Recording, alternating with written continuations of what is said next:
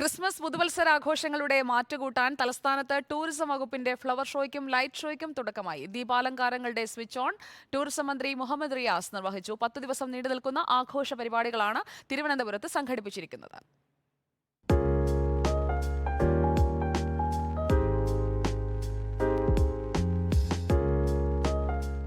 വസന്തോത്സവം എന്ന പേരിൽ ടൂറിസം വകുപ്പ് ഒരുക്കിയ ഫ്ലവർ ഷോയും ന്യൂ ഇയർ ലൈറ്റ് ഷോയും കാണാൻ തിരുവനന്തപുരത്തേക്ക് ആയിരങ്ങളാണ് എത്തുന്നത്.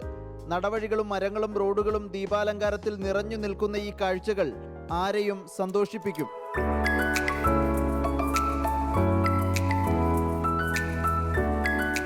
തിരുവനന്തപുരം നഗരം തന്നെ ഒരു ടൂറിസ്റ്റ് ഡെസ്റ്റിനേഷനായി മാറിയിരിക്കുകയാണ്.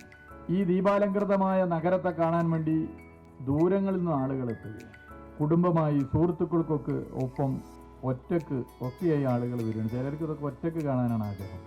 അങ്ങനെ ഇതൊരു വലിയ ഹാപ്പിനെസ്, സന്തോഷം ജനങ്ങൾക്ക് നൽകും. കേരളത്തിന് പുറത്തുനിന്ന് എത്തിച്ച പുഷ്പങ്ങൾ ഉപയോഗിച്ചാണ് ഫ്ലവർ ഷോ ഒരുക്കിയത്. കനകക്കുന്നിലെ യൂറോപ്യൻ വീടിന്റെ മാതൃക കുട്ടികളെയും മുതിർന്നവരെയും ഒരുപോലെ ആകർഷിക്കുന്നതാണ്. ദൃശ്യവിരുന്നിനൊപ്പം ഫുഡ് ഫെസ്റ്റും ട്രേഡ് ഫെയറും കനകക്കുന്നിൽ തയ്യാറാക്കിയിട്ടുണ്ട്.